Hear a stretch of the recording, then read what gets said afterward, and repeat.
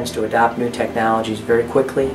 We're on the cutting edge of most technologies, and we feel that we want to be a leader in this industry and help make sure that the right product is being provided to the right patient, and when it is, the right people get paid for it. Wright and Philippus became interested in the smart pyramid when we heard there was an instrument out there that could help us reach a new level with our patients.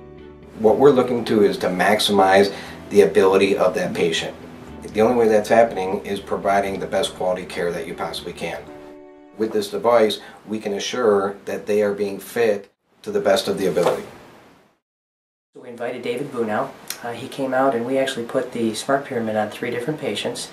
What I did personally is that first of all, I aligned the prosthesis to what I thought the best alignment was. Then I had the patient give me some feedback and reach that next level. After we did that, then we turned it over to the smart pyramid, and it gave us a couple suggestions on each of the 3 patients. After I made those adjustments, the patients said that they did feel like it was an improvement. Visually I couldn't see it, so as a clinician I took them to what I thought was the best, but the smart pyramid uncovered another layer. Now, not only is that important to the way it feels for the patient, but what the smart pyramid is actually doing is it's measuring the amount of torque or pressure that's placed on the patient's socket and ultimately their residual limb. What are the types of pathologies the patient may have, whether it's being prone to skin breakdown because they're diabetic, or if they have some issues with their lower back pain. If you have that instrument, you can assume that those other pathologies are going to benefit from that. Not only are the liners going to last longer, but also the feet and pylon systems too. When working with the patients, they seem to really develop a lot of confidence in working with the higher technology. And after they left, I kind of liken it to when you take your car to get fixed by a mechanic. You either have someone that looks under the hood and listens to the engine, or you have a mechanic who hooks it up to a diagnostic computer and tells you what's actually wrong. And I saw that our patients, the more confidence they have in us as clinicians, the better off the fitting is going to go, and the better success we're going to have with them. And this instrument can definitely be used to gain patient confidence.